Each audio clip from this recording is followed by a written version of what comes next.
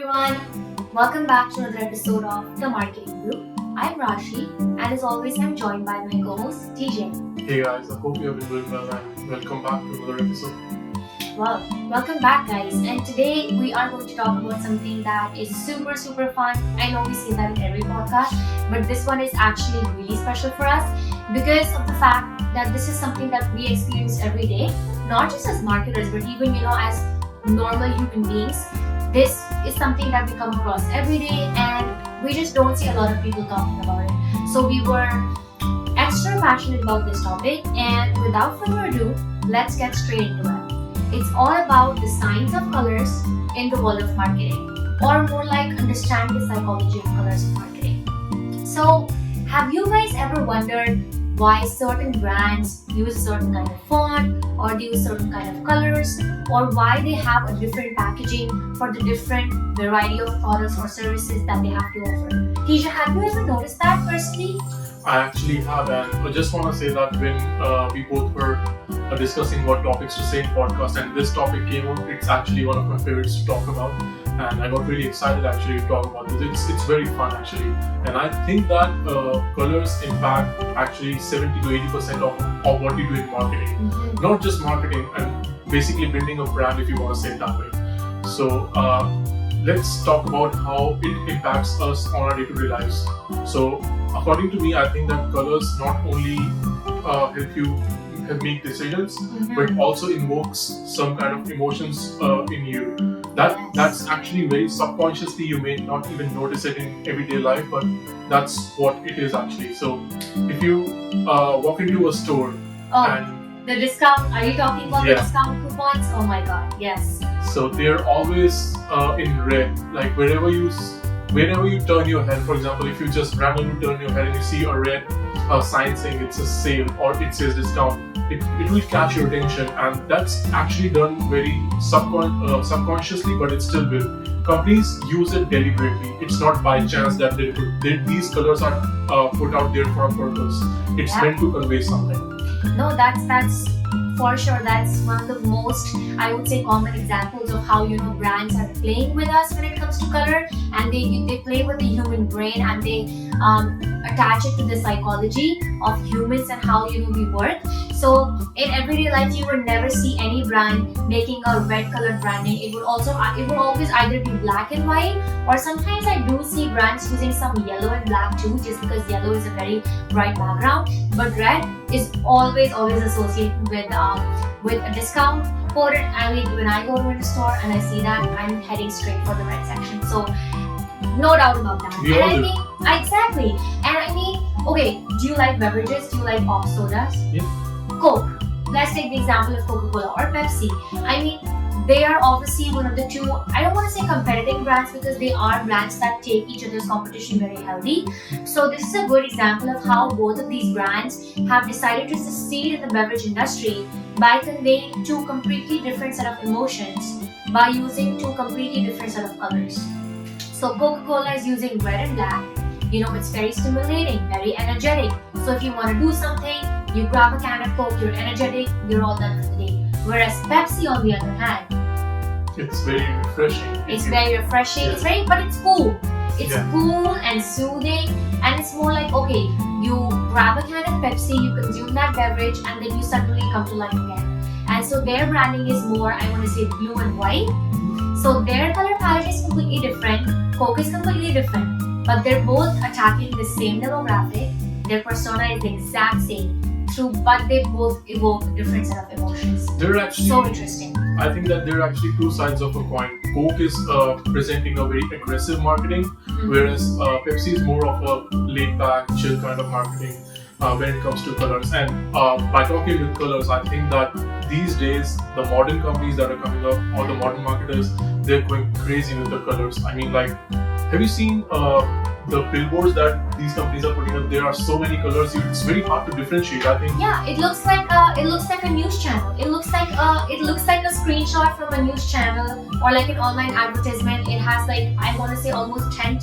It looks like a crowded laptop. You have 10 tabs open, and there's just graphics everywhere on the screen. And as a consumer, or as somebody who's absorbing that information, it's not ideal for me. It's too much. like it's very hard to differentiate. You're right about that. And according to me, I think that when it comes to color, the basic and the minimalistic approach is the best. Yeah. And these marketers and the newer generation of marketers, they're using too much, and it's actually it's very hard for a company to convey the right message. Yes. And with the message, actually, now comes to another point which I was thinking about it.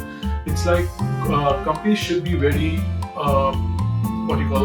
very mindful of the colors they use, because a color that let's take it with an example. For example, in Western culture, the white is associated with weddings. Oh yeah. But in certain Asian countries, white is associated for mourning someone has passed away, or in funerals. So it's a very culturally sensitive kind of information that we need to digest actually, and use colors wisely.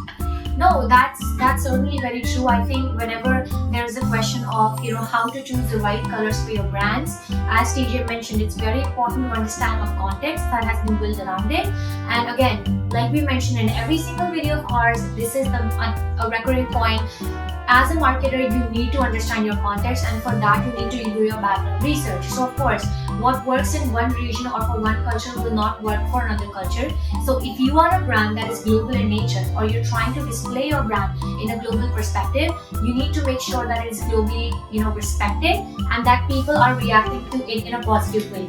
If it is receiving backlash from even one community, then that is a huge fail for you as a marketer. You need to do your research for the cultures, for the region, let's say. You need to see what your competitors are doing. Like Coke and Pepsi, I think they were well aware of what each other was doing. And instead of taking away from that or getting distracted by that, they built upon it. And they succeeded by learning from their competitors. You also need to understand what your goals are. Like, what emotions do I want to invoke in my customers when they see my brand?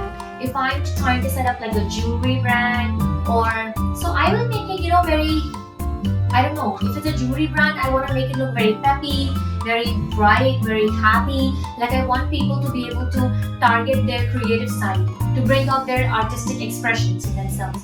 However, if you were a brand of luxury cars, let's say, then how would you align that brand? I would basically, when it comes to luxury, a lot of blue is actually represented in that way. So when you see blue in somewhere, for example, the logo of Maserati, for example, it's blue because it expresses a certain kind of royalness to it, and luxury is kind of... It's more like there's a legacy to that color. It's very royal in that sense. No, that's absolutely true.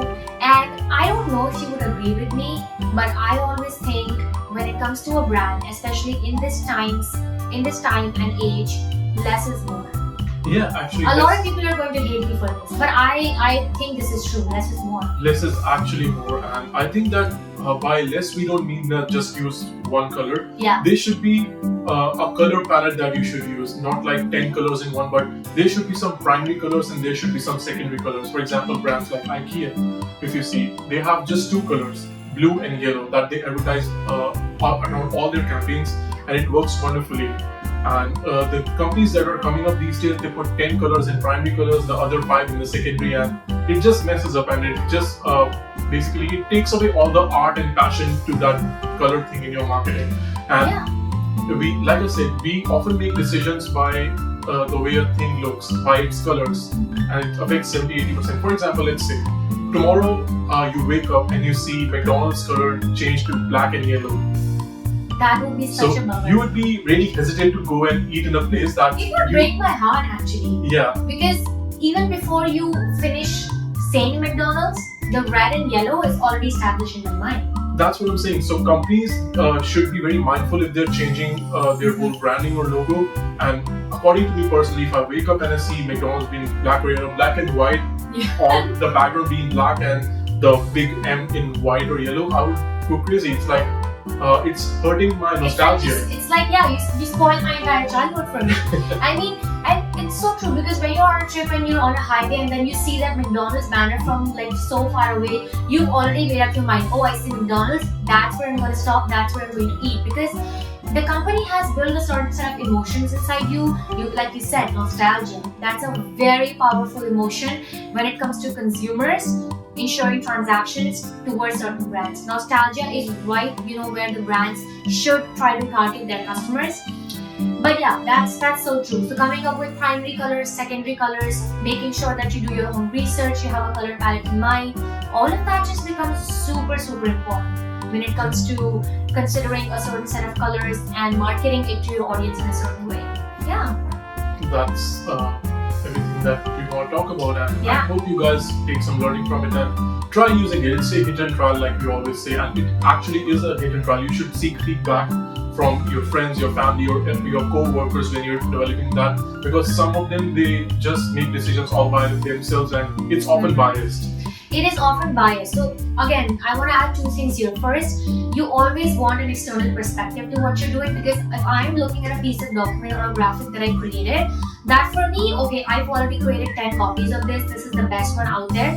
But if another person looks at it, they might be able to point out something right away, which I'm not able to point out because now I'm too emotionally attached to that piece of graphic. So I'm already biased towards it.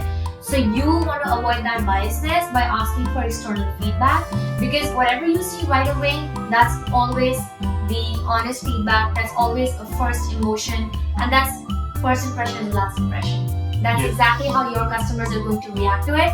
And again, guys, another important thing that I want to mention here is, in today's marketing, I see people do a lot of gradient colors, a lot of colorful marketing, which looks very fancy, by the way. It looks so nice. It looks like you put in so much time and effort into it. At the end of the day, I will like that post and I might even engage with it. But am I going to remember your brand through those colors? No. Actually, a very good point came to my mind. If you complicate the color palettes, how would you expect someone to describe your brand to someone? You'll be like, oh, have you seen that brand with mid-violet, magenta kind of brand? How would It you has explain a that? gradient going on. There's a little bit of pink, a little bit of blue. No. Yeah. Use solid colors and font. You Fonts are have very to make sure important, that you use a bold, simple kind of a font against a simple kind of a color. Again, your primary and secondary colors, like TJ mentioned, and it is the actual culmination of all of these things that's truly going to make your brand unforgettable. Yeah, it's still gonna make it more memorizable to people. And have you seen, for example, Apple? They just use Arial font over white or black background. That's all their marketing, and it works wonderfully. It helps us identify the brand. It helps us remember it.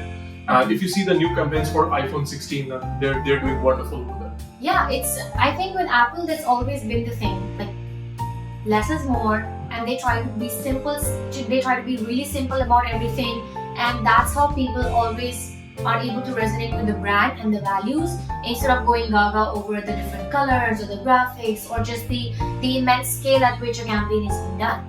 So yeah, it truly brings down to the colors, and I think this was a really good discussion. We had a lot of fun talking about some of these everyday things and observations with you guys, not just as marketers, but also as, people who observe things around us. And we hope this information will come in handy for you and you have important takeaways from this video. And with that, that's all from our side, and you guys take care and have a good one, and we'll see you in the next video. Ciao.